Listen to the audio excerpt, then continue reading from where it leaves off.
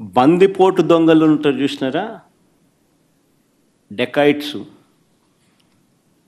ఇంతకుముందు ఏదో అదేదో ఏం వ్యాలీ, అది కంబల్ వ్యాలీ అని అంటా వింటా అంటే ఈరోజు నిజంగా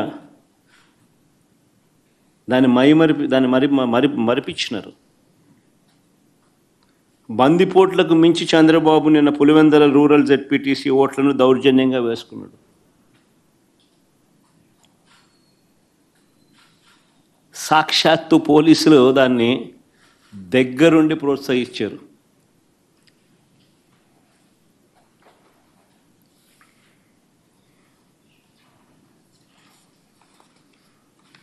నేను చంద్రబాబు గారిని ఛాలెంజ్ చేస్తా ఉన్నా, అయ్యా చంద్రబాబు గారు, మీ పరిపాలన మీద నీకు నమ్మకం ఉంటే,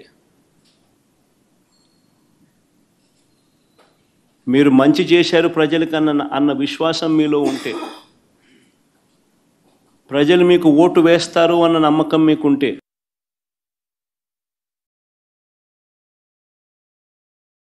ప్రజాస్వామ్యబద్ధంగా సెంట్రల్ ఫోర్సెస్ను దింపండి.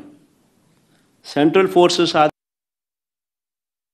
నమ్మకం లేదు కాబట్టి, మీరు ప్రజలకు చేసిన మంచి ఏది లేదు కాబట్టి, సూపర్ 6 సూపర్ 7 అన్నింటా మీరు మోసమే చేశారు కాబట్టి, మీ పాలన అంతా కూడా రాక్షస పాలన కాబట్టి, ప్రజలు మీకు ఓట్లేసే పరిస్థితి లేదు కాబట్టి ఇంత విచ్చలవిడిగా ప్రజాస్వామ్యాన్ని కూని చేస్తూ ఉన్నారు. నేను అడుగుతా ఉన్న చంద్రబాబు నాయుడు, ప్రతి బూతుకు సంబంధించిన వెబ్కాస్టింగ్ను వైఎస్ఆర్సీపీ అభ్యర్థులకు ఇచ్చే ధైర్యం మీకుందా అని అడుగుతా ఉన్నా.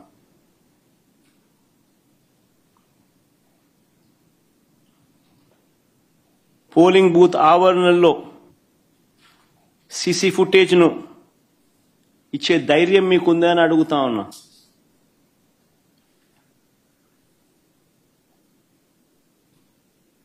ఎవరెవరు బయట నుంచి వచ్చి ఎలా ఓటేశారో, ఎలా బూతులను ఆక్రమించుకున్నారో, ఆ ఆక్రమించుకుంది ఎవరో కూడా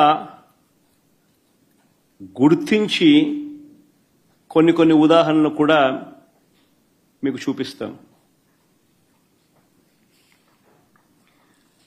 ఇలాంటి అడ్డగోలు రాజకీయాలు చేసే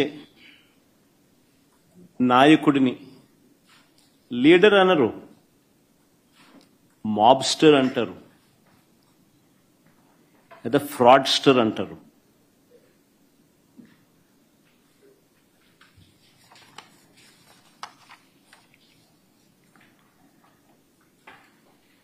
ఉదాహరణ నేను చెప్తాను, ఎంత దారుణంగా ఈ మోసము అనే కార్యక్రమము, అన్యాయం అనే కార్యక్రమము జరుగుతూ వచ్చింది అన్నదానికి నిదర్శనాలు చెప్తా. సాధారణంగా ఎన్నిక ఎప్పుడైనా జరిగినప్పుడు ఏ ఊరిలో సంబంధించిన ఓటర్లు అదే ఊరిలోనే ఓటేస్తారు. ఇది మామూలుగా గతంలో కూడా జరుగుతూ ఉన్న ప్రక్రియనే. గత ఎన్నికల్లో కూడా ఈరోజు ఏదైతే బూతులు ఏదైతే ఉన్నాయో, ఓటర్లు ఏదైతే ఉన్నారో, ఊర్లు ఏవైతే ఉన్నారో, ఆ ఊర్లకు సంబంధించిన ఓటర్లు ఆయా ఊర్లలోనే, వారి ఊర్లలోనే గతంలో కూడా ఓట్లు వేస్తా వస్తున్నారు. ఇది సర్వసాధారణంగా జరుగుతూ ఉన్న ప్రక్రియ. కానీ ప్రత్యేకంగా ఈ ఎన్నికలకు ఇప్పుడు ఈ ఎన్నికలకు సంబంధించి చంద్రబాబు నాయుడు గారి కుట్రలు ఏ స్థాయిలో ఉన్నాయి అనంటే, బూతులను అటు ఇటు మార్చేశారు. ఒకసారి టేబుల్ని మీరే చూడండి. ఆ బూతులను ఎలా మార్చారు అన్నది మీకే అర్థమవుతుంది. ఎర్రబల్లి నుంచి నల్లపురెడ్డిపల్లెకు 6, 7 and 6 and 7, 9 and 10 ఆ రెండు కాలమ్స్ ఒకసారి గమనిస్తే, 6, 7 and 9, 10 రెండు కాలమ్స్ గమనిస్తే, ఎర్రబల్లి నుంచి నల్లపురెడ్డిపల్లెకు, అంటే ఎర్రబల్లి అనే ఊరు నుంచి నల్లపురెడ్డిపల్లెకు.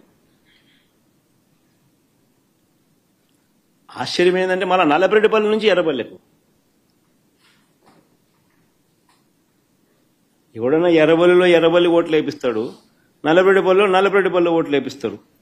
ఎర్రబల్లిలో నల్లపరెడ్డిపల్లి ఎర్రబల్లి వాళ్ళు నల్లపరెడ్డిపల్లికి పోయి ఓటేయాలంట. నల్లపరెడ్డిపల్లి వాళ్ళు ఎర్రబల్లికి వచ్చి ఓటేయాలంట.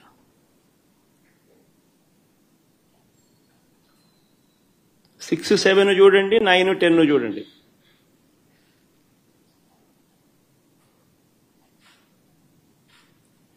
అంటే 2 కిలోమీటర్లు ఈ గ్రామం నుంచి ఆ గ్రామానికి నడుచుకుంటూ పోయి అక్కడ ఓటేయాలంట. ఆ గ్రామం వాళ్ళు అక్కడ ఓటేయకుండా 2 కిలోమీటర్లు అక్కడి నుంచి నడుచుకుంటూ వచ్చి ఇక్కడ ఓటేయాలంట. మళ్ళీ 8 and 11 చూడండి. నల్గొండారుపల్లి నుంచి నల్లపరెడ్డిపల్లె, నల్గొండారుపల్లి నుంచి నల్లపరెడ్డిపల్లి అంటే 4 కిలోమీటర్లు. మళ్ళీ నల్లపరెడ్డిపల్లి నుంచి నల్గొండారుపల్లికి పోవాలంట. నల్లపరెడ్డిపల్లిలో ఓటేసే కార్యక్రమం జరగకుండా నల్లపరెడ్డిపల్లిలో నల్గొండారుపల్లికి పోవాలంట.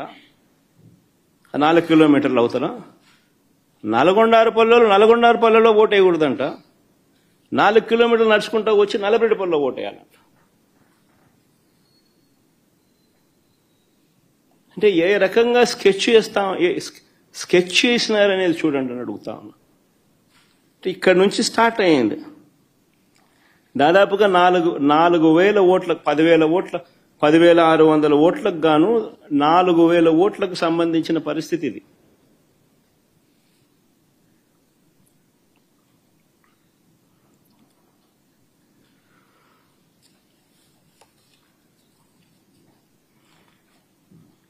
వీళ్ళ ఆలోచన ఏంది? ఆ వెళ్లే దారిలో వీళ్ళందరినీ భయభ్రాంతులు చేయాలా.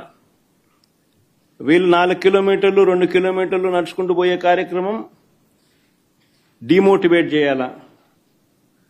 దారిలో వీళ్ళని భయభ్రాంతులకు గురి చేయాలి. దాడి చేసి అడ్డగించాలి. నేను జరిగింది అదే. నిన్న జరిగినటివి కూడా అవే. వాటికి సంబంధించిన వీడియో క్లిప్పింగ్లు కూడా చూపుతా.